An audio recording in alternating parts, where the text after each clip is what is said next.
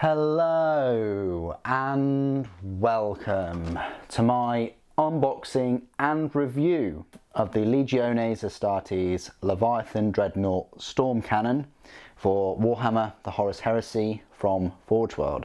It's right here in this box. I did sort of unbox the other two weapons in the Dark Angels Leviathan unboxing, along with the Siege Claw, so the Grav Flux and the Cyclonic Melter Lance. So this was the final weapon for me to get to unbox and review for you. It will cost you £15.50, and it doesn't say how many components it consists of, but by the looks of it, I'd say 9 parts maybe. Let's unbox this. So yeah, not the best weapon. You know, if you're building a force and things, I wouldn't pick this over the melter. It's a shame because the 40k rules give it 36-inch range, but the Horus Heresy rules only give it 24. They're really pushing you to use the Leviathan Dreadnought as a kind of siege dreadnought, as a close combat one, more than range weaponry in this Horus Heresy edition. I guess they want you to go with the Contemptors for ranged, or the Dreadios even. So that's what the little box looks like. You've got Leviathan Dreadnought Storm Cannon on there. It's a shame it doesn't have a picture on it, but that's the same for a lot of Forge World models. You've got these blanking caps. Okay, so it's already got 2 less parts than I imagined. It's got 7 parts instead of the 9. These go on the back of the kind of proper shoulders of the Leviathan, just to, you know, cap them off, I guess. This is a very important part of the Leviathan, is where you'll put your magnet in, both the bottom and the top. You know, this is an extra shoulder. I won't be using this, so I'll keep them in a safe place, but I magnetise this, and then I glue the actual shoulder and magnetise that on the Leviathan, so I can just, you know, pop the actual sort of shoulder mount off. These are the cannons themselves. They look awesome.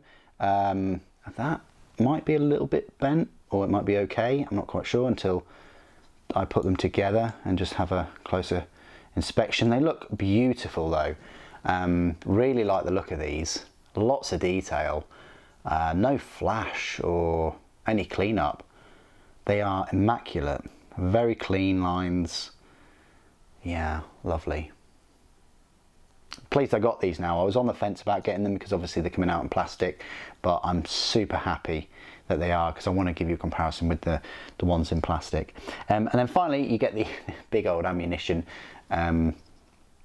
magazine at the back with all those shells in, because these are a heavy 6 weapon. I'm going to equip my plastic one with 2 of these. Why not? Because I've got a number of other Leviathans that have the ranged weaponry now.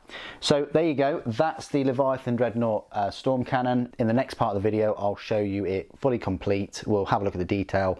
We'll have a look at it on a Leviathan, most likely my Dark Angels one, and then I'll go through some of the rules as well. So join me in part 2.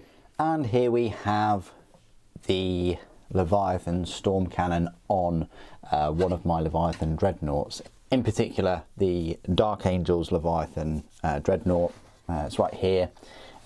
What I've done is I've gone for the Dark Angels Leviathan Dreadnought. I will be making a review very, very soon on this one, but I've magnetised the Volkite, so I can have them with the flamers. I've magnetised the Siege Claw, so I can have a Siege Drill if I wish. Very easy to magnetise. It's fantastic. And then I've also magnetised this shoulder mount.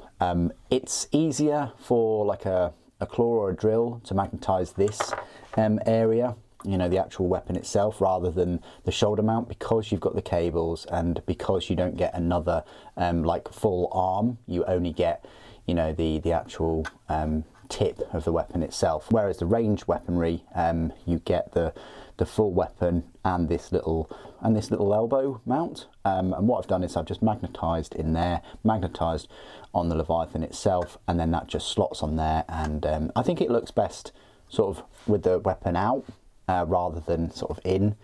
And it looks a bit strange, but definitely outwards, that works. So that's what the Leviathan Storm Cannon looks like. It looks really cool, even though its rules are, you know, a bit lackluster. I've also got, because, you know, a fair amount of time has passed since I first unboxed this weapon, I picked up the Cyclonic Melter Lance and the Gravflux Bombard weapons. I've magnetised these as well, so now I can just hot swap them. I think that also works quite well, the Gravflux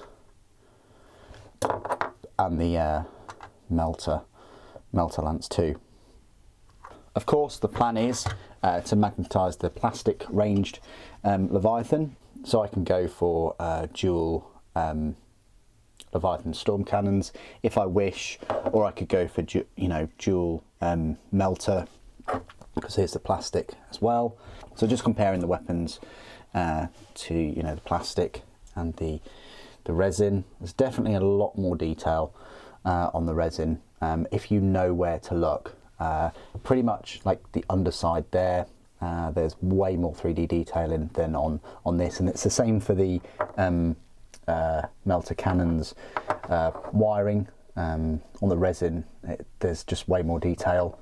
The barrels themselves, there's more detail. It's more kind of depth detail, so it's going to be great to make it pop with the oils and the dry brushing. Also, there's more detail on the lenses and the elbow joint itself. It's just everything looks a bit more like HD, if that makes sense, like standard def, HD, maybe even 4K. I mean, that's the kind of comparison I can make it. Looking at these, it's just more clearer.